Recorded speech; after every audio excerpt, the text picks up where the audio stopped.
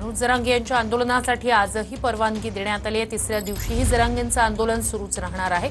मुंबई पोलिसांकडून जरांगेंच्या आंदोलनासाठी आणखी एका दिवसाची परवानगी देण्यात आली आहे। या सगळ्या संदर्भात आपण जाणून घेऊया। आपले प्रतिनिधी निखिल आपल्यासोबत जोडले गेलेले आहेत। निखिल, आणखी एक दिवसाची परवानगी जरांगेंच्या आंदोलनासाठी देण्यात आली।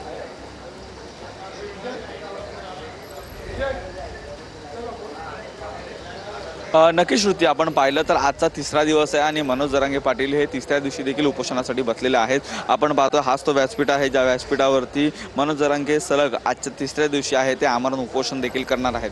त्याच जर दुसरीकडे पाहिलं तर मैदानामध्ये आता मराठा आंदोलक आहेत ते येण्यासाठी जी सुरुवात आहे ती झालेली आहे। काल रात्री या ठिकाणी आहे ते अनेक मराठा आंदोलक आहेत ते झोपण्यासाठी CST स्थानकाचा वापर केलेला होता। काहींनी मैदानातच आहेत ते या ठिकाणी झोपलेले होते, परंतु सध्या मनोज जरांगे पाटील हे विश्रांती करत असताना या ठिकाणी आता हळूहळू असंख्य जे मराठा सैनिक आहेत ते जमण्यासाठी सुरुवात होईल। अजून देखील काही मराठा सैनिक आहेत ते मुंबईमध्ये दाखल होणार असल्याचं कालच मनोज जरांगे पाटील यांनी बोलून दाखवलेलं होतं। त्यानंतर आज सकाळची ही दृश्य पाहिली तर हळूहळू हे संपूर्णपणे मैदान आहे ते देखील भरणार आहे। काल रात्री आहे ते मनोज जरांगे यांनी जवळपास 2 तास जागे राहून आपल्या कार्यकर्त्यांशी देखील त्यांनी संवाद केलेला आहे। तर त्यातच मनोज जरांगे यांचे पल्स देखील काल रात्री आहे ते देखील तपासण्यात आले आणि त्यानंतर आता जी दृश्य पाहतोय ती हळूहळू मैदानामध्ये गर्दी आहे ती होण्यासाठी आता सुरुवात होती आहे। श्रुती, नक्कीच निखिल, अपडेट्स घेत राहणार आहोतच। तूर्तास धन्यवाद।